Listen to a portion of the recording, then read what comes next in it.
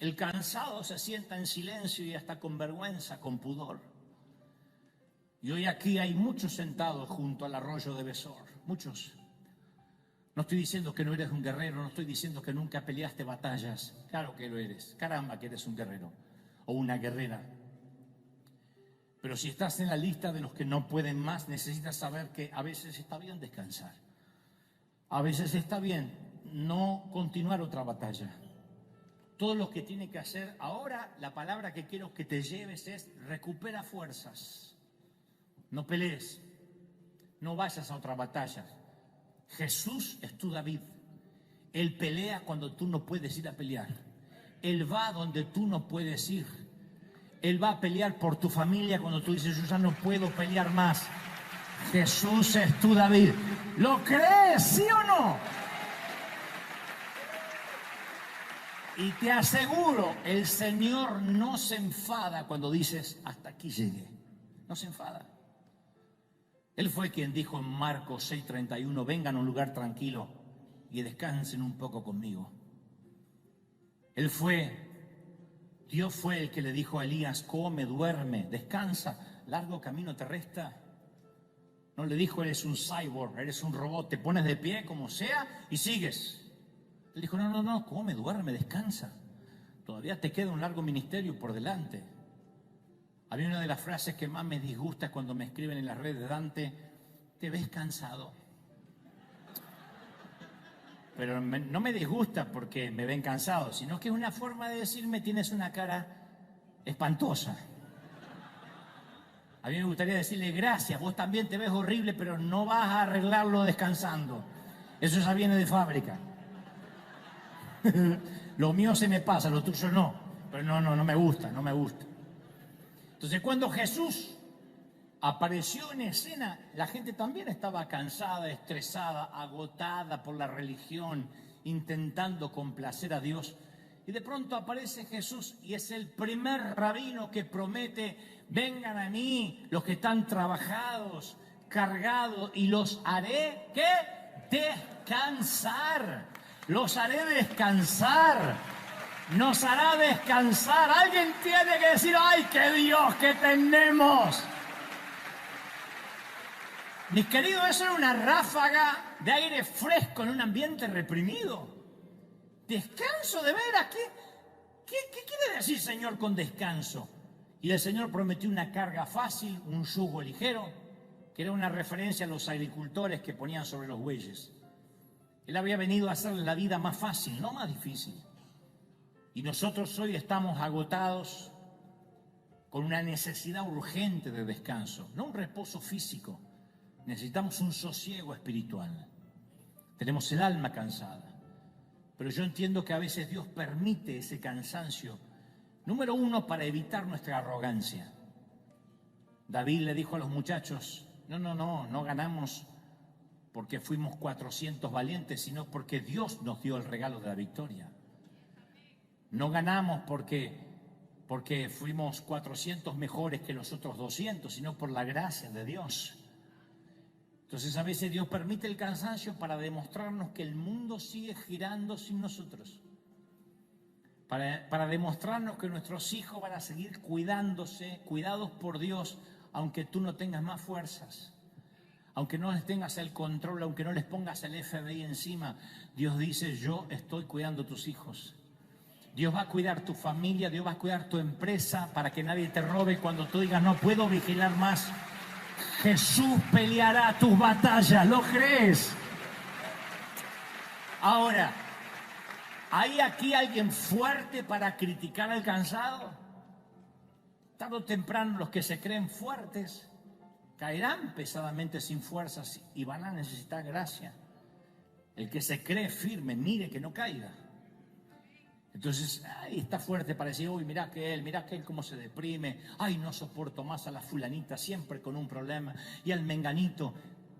Pero a veces hay gente quejumbrosa, sí, y tóxica. Pero hay otros que no pueden más. Lo que necesitan es ni siquiera un consejo. No demos consejo hasta que nos lo pidan. Lo que están necesitando es un abrazo, una contención. Vamos, quédate junto al arroyo. Yo voy a ayudarte a pelear las batallas. Y te voy a contar otro secreto. cuando uno atraviesa tiempos difíciles, cuando enfrentamos el peor día o la peor semana de nuestras vidas, es muy fácil que nos ensimismemos, o sea, que nuestra crisis se convierta en todo el universo entero. No podemos ver más, perdemos la perspectiva. Cuando estamos frente a una tragedia que nos parte el alma, hasta nos puede ofender que los pajaritos estén cantando a la mañana. Queremos gritarle, ¡cállense! ¿No ven que no es tiempo de cantar? Cuando estamos en una crisis, queremos que el mundo se dé cuenta que estamos en crisis, pero el mundo sigue andando. Podemos salir del cementerio y vamos a escuchar gente que está celebrando por ganar un partido de fútbol. De verdad.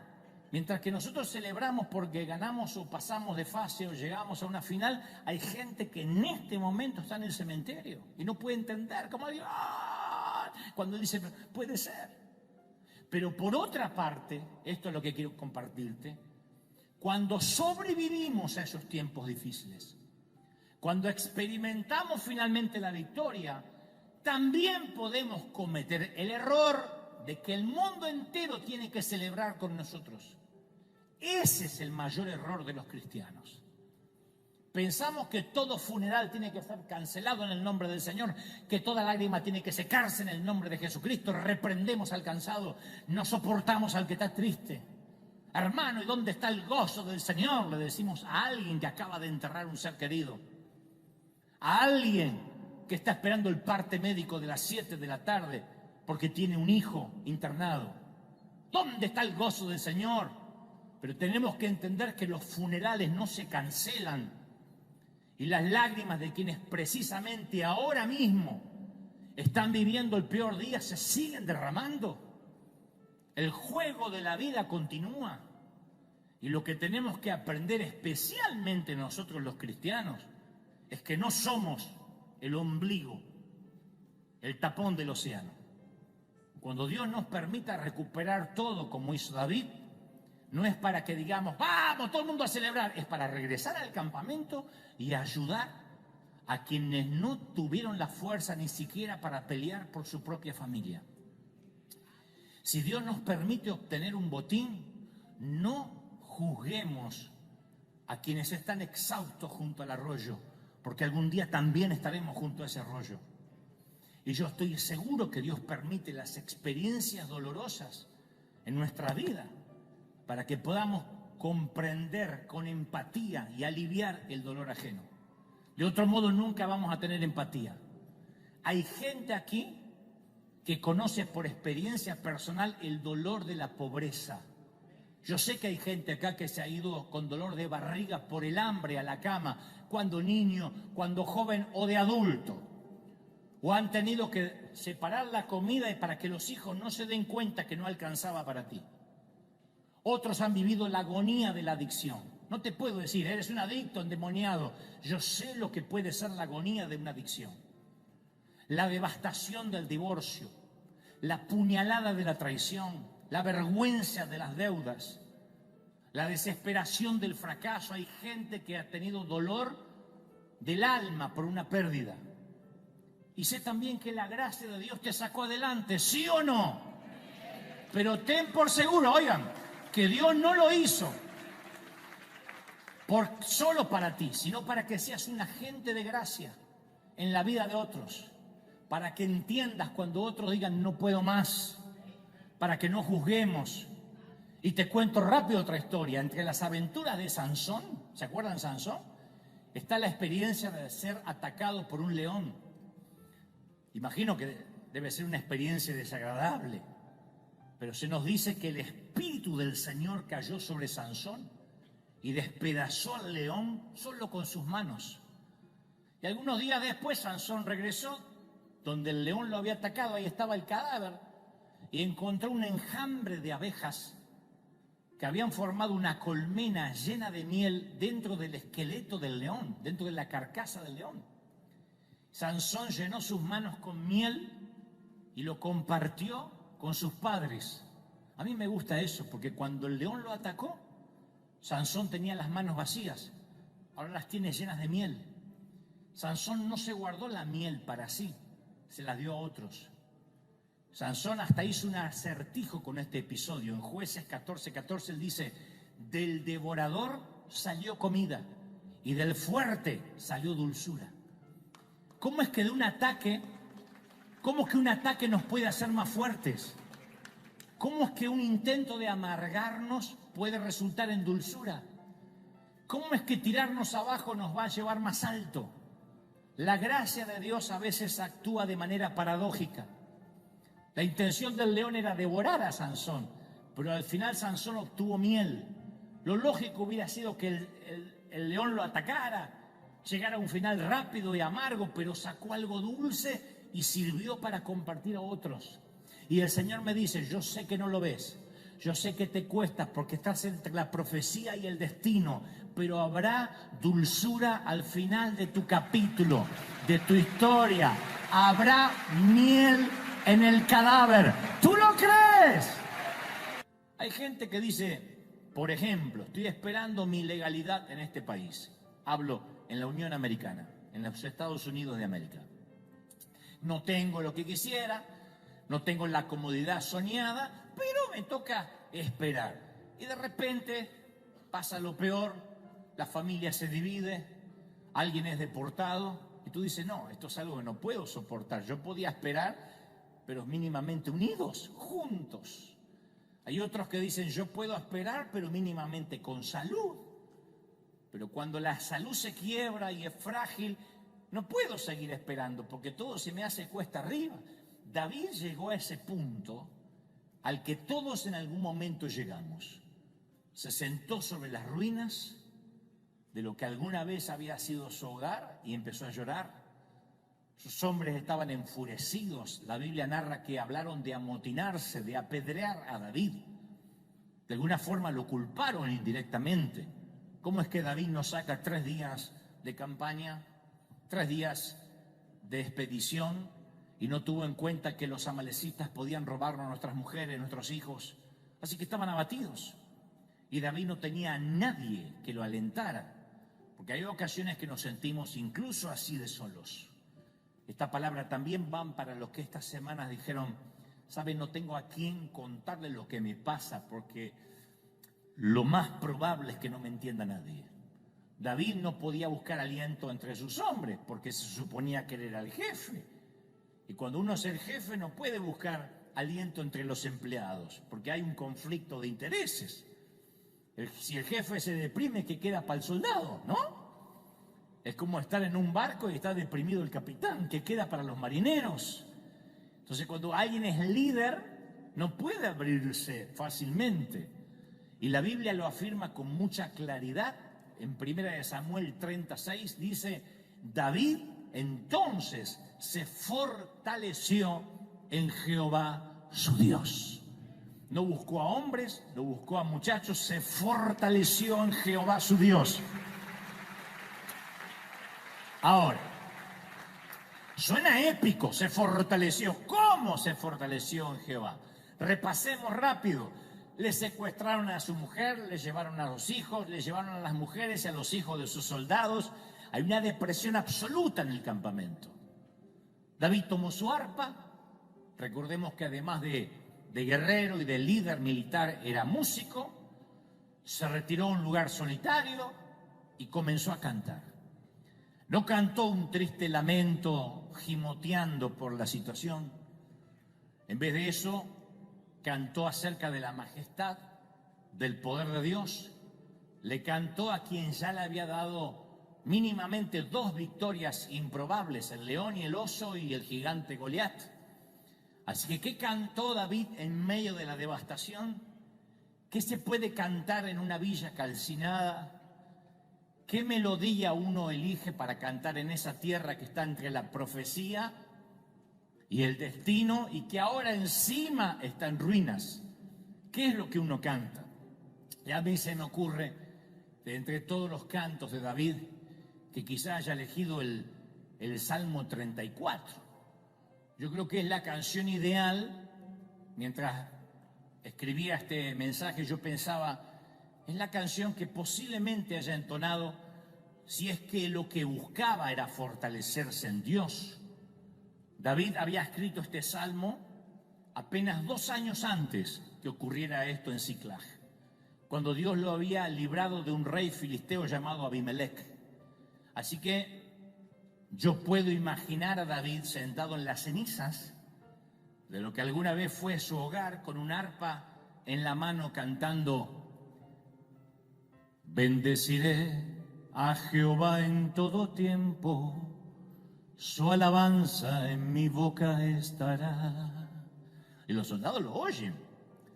En Jehová se gloriará mi alma, lo oirán los mansos y se alegrarán. Y los soldados dicen: hey, parece que David empezó a cantar. Engrandeced a Jehová conmigo, exaltemos aún a su nombre. Busqué a Jehová y él me oyó, y de todos mis temores me libró. Y lo canta: engrandeced a Jehová conmigo. Y mientras que el murmullo empieza a subir desde el sitio donde está cantando David, mientras que él dice: bendeciré a Jehová en todo tiempo, empieza a dar una lección de moral a sus soldados. Porque bendecir a Jehová en todo tiempo es todo tiempo. Buenos tiempos, malos tiempos. Bendeciré a Jehová en tiempos de profecía, cuando Dios te dice: te haré y te diré tal cosa y te llevaré, aleluya. En los tiempos de destino, cuando llegas, y en los tiempos intermedios, cuando no pasa nada. Bendeciré a Jehová en el intermedio, cuando a mí me toca esperar y la suegra se viene a mi casa y Colombia intenta ganar. Engrandece a Jehová conmigo, exaltemos aún a su nombre. Busque a Jehová y él me oyó, y de todos mis temores me libró. Él dice: su alabanza en mi boca estará. Me gusta eso. Cuando la alabanza está en nuestra boca, no hay rezongos, no hay quejas, no hablamos negativamente. La alabanza es la lengua vernácula, la lengua local de la fe. Luego David canta: engrandecer a Jehová conmigo.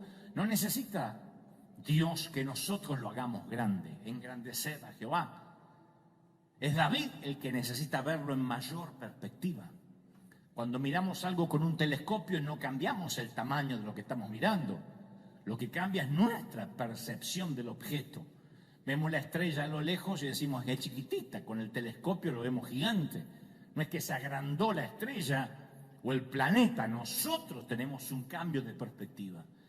Entonces, cuando estamos en medio de las cenizas, tenemos que rehusarnos a engrandecer el problema o a engrandecer la deuda o a engrandecer al enemigo. No pongamos la lupa sobre el problema, sino que hay que poner la lupa o el telescopio sobre Dios y decir: Dios es más grande. Dios es más grande. ¿Alguien lo cree, sí o no? Engrandecer a Jehová conmigo. Y cuando engrandecemos a Dios, empequeñecemos el problema, siempre. Y mientras David cantaba, le sobrevino un cambio. Eso es lo que ocurre en la adoración. Por eso es que adoramos. Por eso es que cantamos.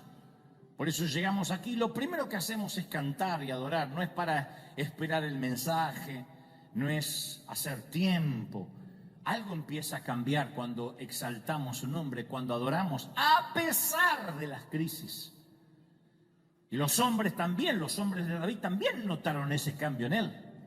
Porque cuando un hombre, cuando hablo de hombre no hablo de género, cuando un hombre o una mujer se fortalece en Dios, se destaca en medio de una multitud desalentada. La gente puede estar desalentada, pero cuando alguien empieza a adorar, su rostro cambia, su mirada cambia. A quienes son líderes o tienen el don del liderazgo, Dios le da ese don de resiliencia, esa ingeniería interna para poder reinventarse y continuar. Yo siempre digo, el líder no puede darse el lujo de quedarse llorando bajo la manta semanas. Tiene que reinventarse, tiene que decir: hay que continuar. en tiempos buenos, en tiempos malos, en tiempos de espera, en tiempos de destino, en tiempos de profecía. Esto de continuar es un atributo esencial del liderazgo. Si alguien dice, yo no sé si soy líder o no, bueno, tienes que verte a ti mismo, cómo reaccionas cuando la vida te golpea o intenta noquearte. Si eres de los que se levantan otra vez de la lona y siguen peleando como Rocky Balboa, Adriana, y sigues pegando, eres líder. Si al primer cachetazo te caes y dices, ¡ah!, como los jugadores de fútbol y empiezas a revolcarte, pidiendo tarjeta amarilla, no eres líder. Ahora, si el enemigo no logra robarnos el gozo, nada nos va a detener. Lo que quiere robarnos el enemigo siempre es el gozo. Recordemos que David, cuando se equivoca, no dice, Señor, devuélveme la salvación, porque él sabía que no la podía perder, era el Hijo de Dios.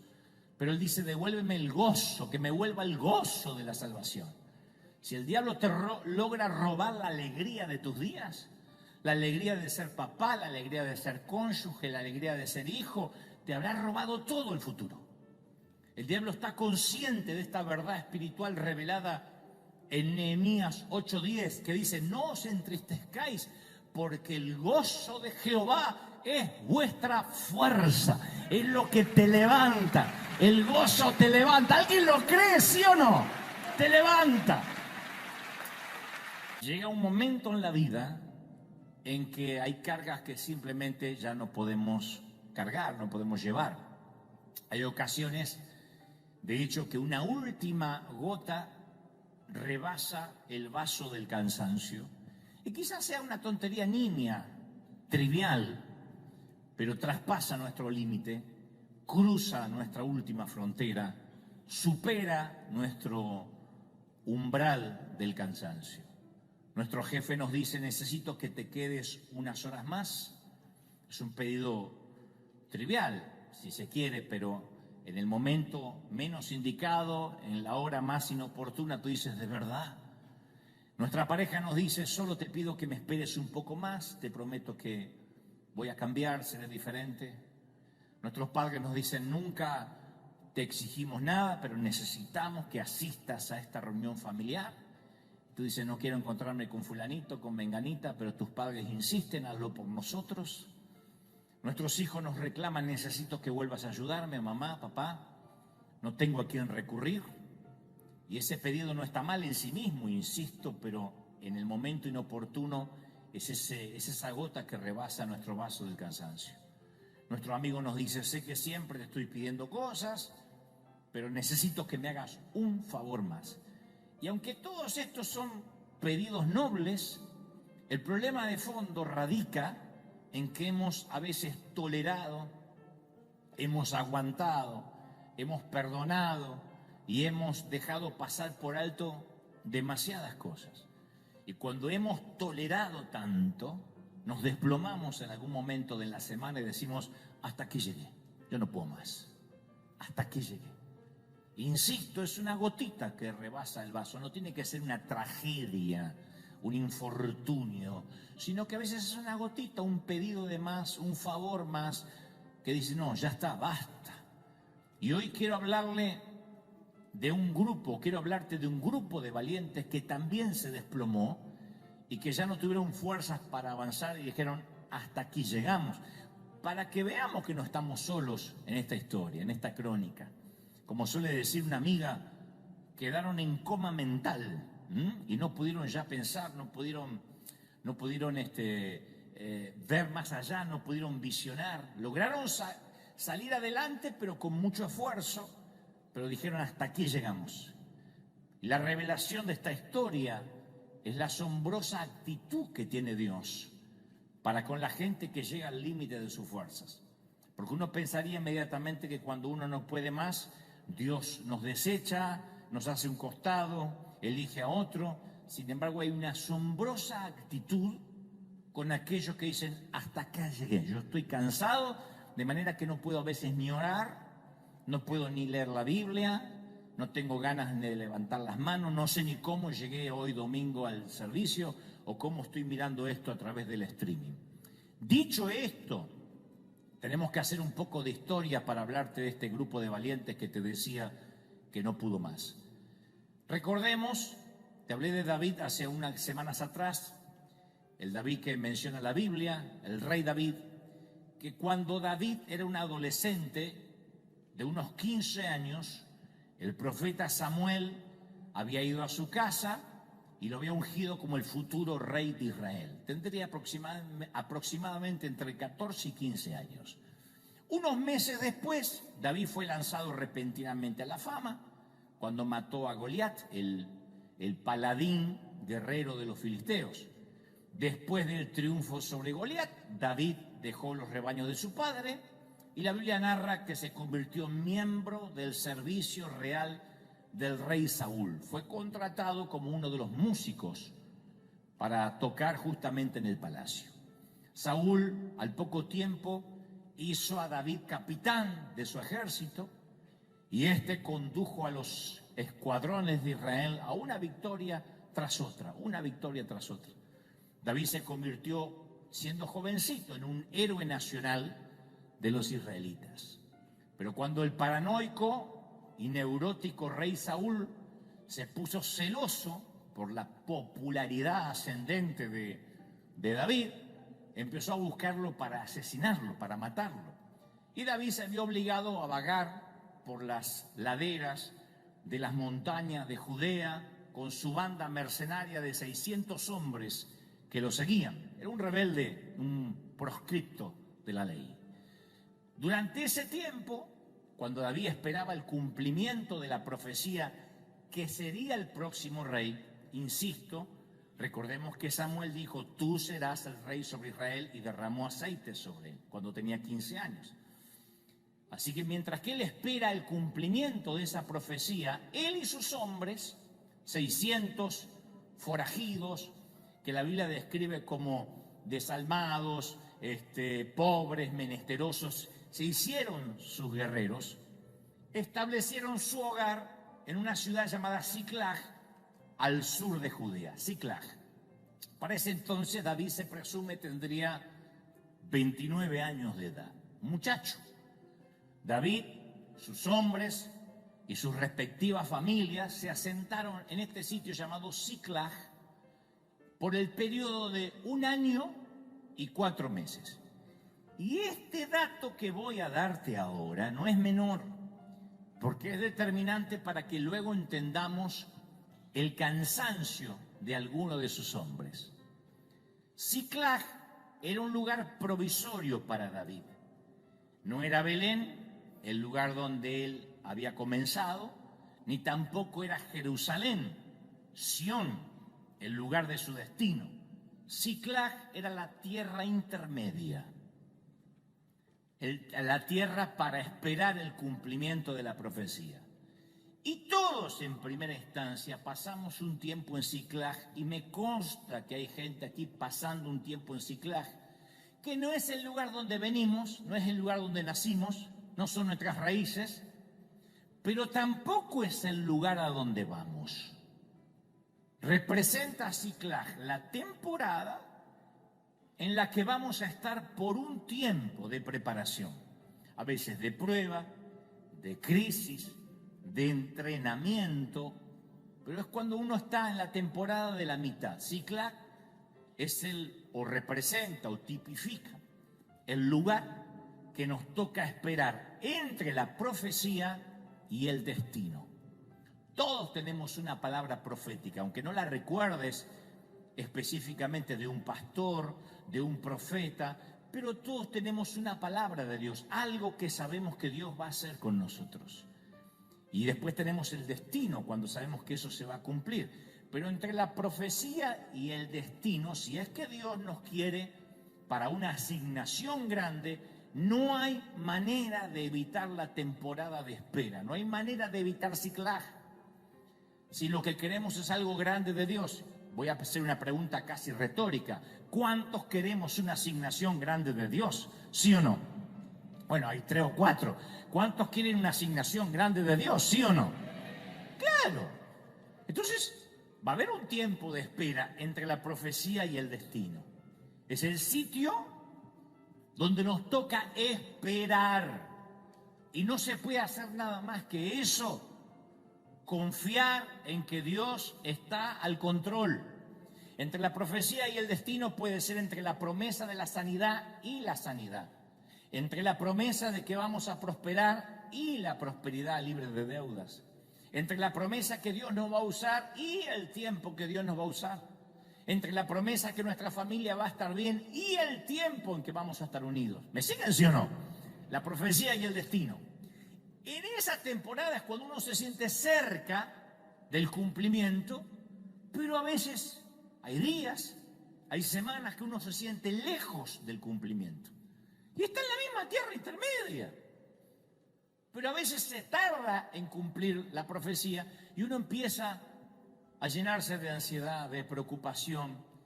Esa tierra intermedia parece que el tiempo se detiene y aunque creemos en aquello que Dios nos dijo, todavía no podemos casarnos con la profecía y divorciarnos de la realidad. Ojalá uno pudiera casarse con el sueño y divorciarse de la realidad. Uno no puede vivir en el futuro, uno tiene que también lidiar con el presente. Hay gente que dice, yo sé y Dios me prometió que voy a tener una gran empresa, una gran compañía. Mientras tanto, hay una realidad, hay que salir a trabajar todos los días, ¿sí o no? Uno puede decir, Dios me prometió que yo viajaría por las naciones. Mientras tanto, me toca hacer esto.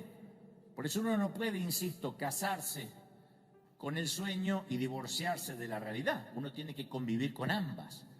Hay una traducción que dice, tened por mucha alegría cuando atravesáis una prueba. Mucha alegría, no dice te pongas triste, estate tirado ahí. No, da lástima, no, tened por mucha alegría, mucho gozo. O sea que el gozo es una decisión intencional contra todo instinto. Uno no tiene ganas de tener gozo cuando está en crisis. Pero Santiago dice, no dejemos que las emociones nos gobiernen, sino que nosotros gobernemos las emociones. Somos los gobernantes del reino de nuestra alma. Nosotros decimos, yo tengo que gozarme, engrandeceré a Jehová, bendeciré a Jehová, aunque esté en medio de las ruinas, aunque esté sentado sobre las cenizas, voy a intentar fortalecerme en Dios. ¿Cómo uno se fortalece en Dios? Adorando, orando, cantando. Alguien que dice, pero yo no sé ni qué orar de tan triste que estoy. Bueno, puede cantar un salmo. Engrandecer a Jehová conmigo. Algo empieza a cambiar cuando uno empieza a engrandecer a Dios, cuando uno empieza a ver lo grande que es Dios. En una ocasión Jesús le dijo a Pedro, vas a ser zarandeado. Satanás pidió para zarandearte como a trigo.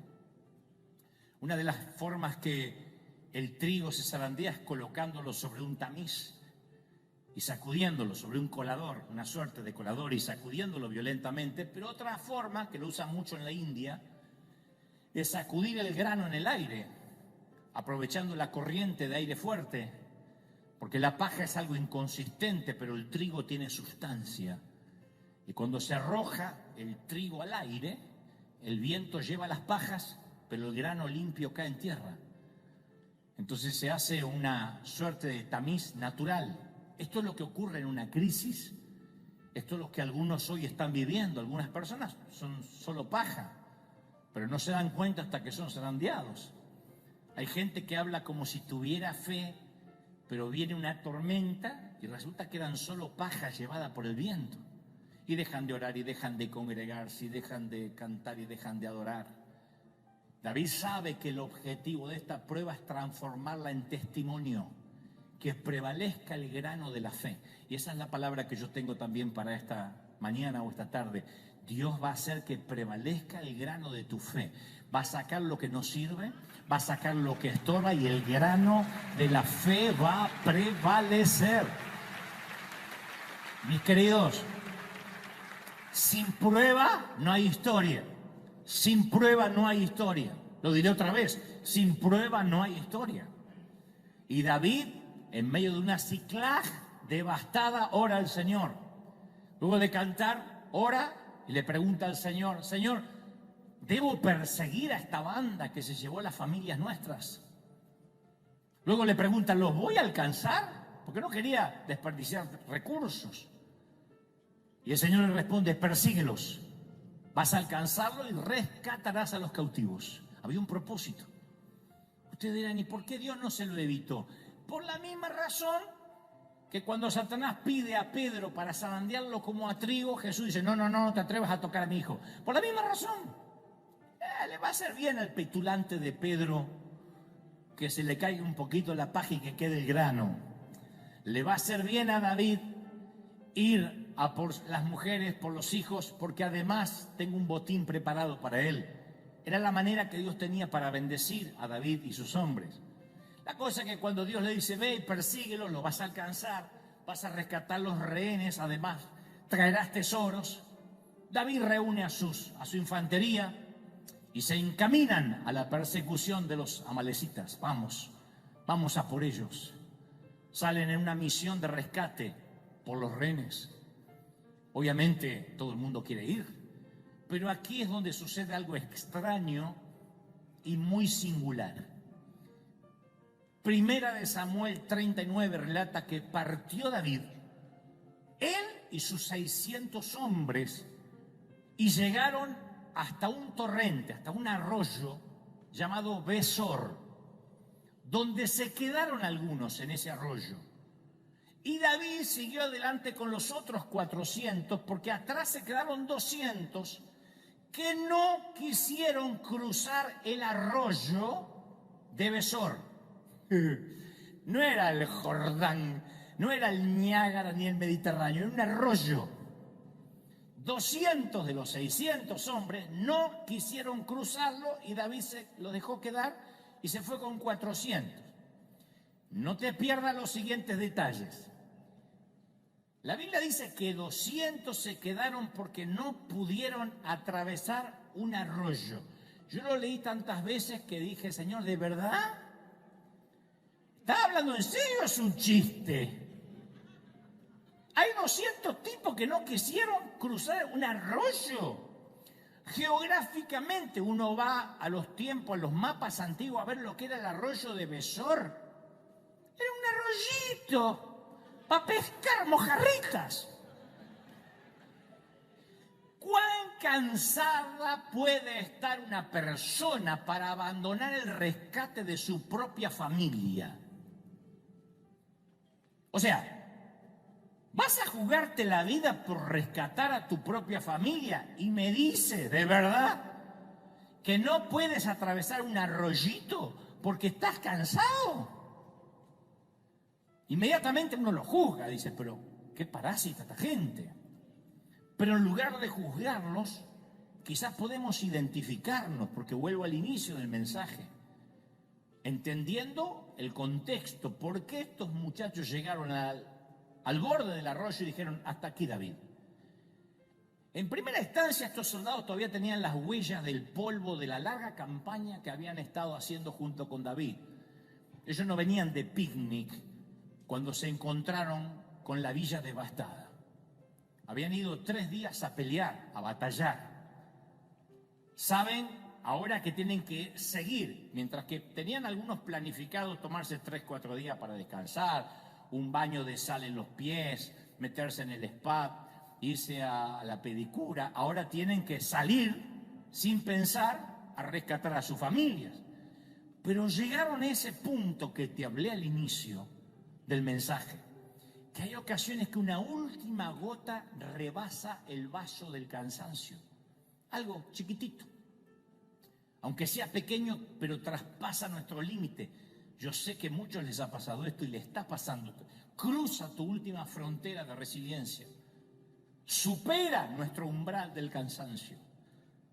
Y el llegar a casa de una campaña por el desierto y encontrar que secuestraron a tu familia fue el colmo para esos muchachos. De alguna forma no solo cuestionan el liderazgo de David, sino que cuestionan dónde está Dios, que es la pregunta que uno se hace cuando sirve al Señor, cuando ama al Señor, cuando nunca faltó a la iglesia, cuando hace de todo y sentimos que la salud no nos acompaña, que tenemos que abandonar la casa por falta de pago, que nos van a demandar por quién sabe qué cosa. Ahí es cuando uno emocionalmente dice, no, basta, ya no puedo más. Estos muchachos habían tocado fondo, ya no más. Y ahora mismo yo sé que hay gente viviendo esa instancia aquí, hoy, en la congregación. Buena gente, eres piadoso, aunque puedes que seas de Colombia, pero Dios te ama igual. Temeroso de Dios. Pero en este mismo instante la fatiga del alma te consume. Y te sientes golpeado, exhausto, abatido. Tanto que no puedes juntar las fuerzas necesarias ni para salvar a tu propia sangre. Hay gente que dice, yo pastor no lucho más por la familia. Dante, yo no lucho más, ni por mi matrimonio, ni por mis hijos. Y uno dice, pero qué hombre desalmado, pero qué mujer que no tiene empatía. ¿Qué clase de madre es? Este es el episodio bíblico que entiende a esas personas. No es que te cansaste de ser buena madre, no es que te agarró un demonio, significa que no puedes más. Has hecho todo lo que sabías hacer, has orado como se supone que te enseñaron, has cantado, has hecho todo lo que a tu criterio dieron tus fuerzas, tu mente, tus ganas, y dices, no puedo más, ya no lucho más, ya no peleo. Hay gente acá que dice, ya no peleo más, quiero que alguien tire la toalla al ring y me quiero bajar. A veces una muerte repentina, un divorcio, una quiebra nos deja al costado del arroyo y decimos, hasta aquí llegué. Yo sentí muy fuerte que hay gente que dice, estamos en el mes de julio, yo ni sé cómo voy a llegar hasta diciembre, porque hasta aquí llegué. No tengo fuerza, no tengo energía. Insisto, Ciclag es la tierra entre la profecía y el destino. Y eso ya te tenía con poco aire, porque esperar hace que uno no respire profundamente. Pero esta devastación que te tocó en los últimos días te quitó el resto del oxígeno. Y dices, no puedo más. Y estás ahí al lado del arroyo. El Señor te dice, vamos a por tu familia, vamos a pelear, sigue luchando. Y dices, no puedo más, no puedo más. Y esto es algo que tuve que aprender como líder. ¿Qué hacemos con la gente que no puede más? ¿Qué hacemos con la gente que está junto al arroyo de Besor hoy? ¿Los reprendemos? Eso es lo más fácil. ¿Los avergonzamos? Algo como, ¿qué clase de cristiano es usted? Levante la mano, confiese victoria, vamos para adelante. Les decimos que saquen fuerza donde ya no tienen, sin conocer sus batallas, sin conocer que se han peleado con la vida durante años. Les exigimos que repitan frases ridículas, diga conmigo, proclame conmigo, como si eso los va a sacar del pozo del cansancio. Lo que es peor, les decimos que están así por un pecado no confesado. ¡Qué feo! Encima que estás cansado, viene alguien y te dice, ¿no tendrás algo oculto en tu vida? Te dan ganas de decirle, Señor, te lo llevas o yo voy al infierno, pero por asesinato, yo a este lo saco. ¿Qué hacemos con los cansados? Es algo que nos toca aprender a los líderes. ¿Los exigimos, los levantamos, los cargamos o los dejamos descansar? Y esto ocurrió con David. David no solo celebró, recuperó, sino que dio a los que quedaron atrás. Y yo quiero que nunca olvides esto. Ciclag no es Belén. No es el lugar de tus principios, ni es Jerusalén, que es la tierra del cumplimiento. Estás en algún lugar en el medio del mapa. El Señor me dice, estás en el medio. Pero eres parte de un plan, eres parte de un plan más grande que tú mismo. Y en el peor día de nuestra vida, de algún modo llegará a ser un tremendo testimonio de recuperación. ¿Lo crees? Dios va a sacar miel de esto. Aun cuando la recuperación y la celebración se hagan realidad, Ciclag nunca será nuestro destino final. El destino nunca fue recuperar el botín. No, esto es algo que pasa en la tierra intermedia. La misión no era rescatar rehenes solamente. Entonces, cuando logremos mirar más allá de la temporada de espera, recién ahí vamos a entender que estábamos en una misión mucho más grande. Estás en una misión grande. Dios no te deja hasta que no haya hecho contigo lo que dijo que iba a hacer. No te va a dejar. Y hoy quiero honrar al ejército de respaldo de Dios, a esta infantería tantas veces olvidada. Quiero orar a todos los que no pueden viajar al campo misionero, que tienen que quedarse en la retaguardia por diversas circunstancias. Me estoy refiriendo a los que son fieles en la oración privada, a los que hacen el sacrificio de ofrendar, de dar y respaldan económicamente aunque no pueden ni predicar ni ir. Los que no pueden salir al campo de batalla, no se los ve cantar en público, no se los ve predicar. A las mamás que crían hijos pequeños y no dan abasto entre el colegio, las tareas, las enfermedades virales que estos mocosos traen del colegio. A los que tienen 2 empleos por día y apenas pueden congregarse los domingos y soportar no quedarse dormidos. A los papás solteros que hacen malabares para trabajar y tener tiempo con sus hijos. A las abuelas que están aquí presentes, que creen que cuando oran por sus nietos nadie ve su aporte.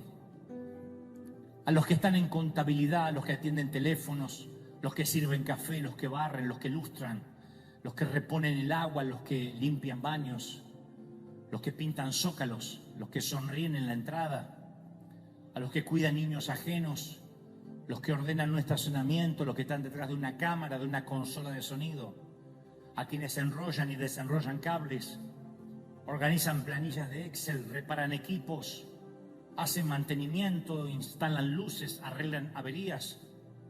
A todos ellos les doy un claro mensaje. Ustedes son la línea de suministro y de abastecimiento del frente de batalla. Y en aquel glorioso día,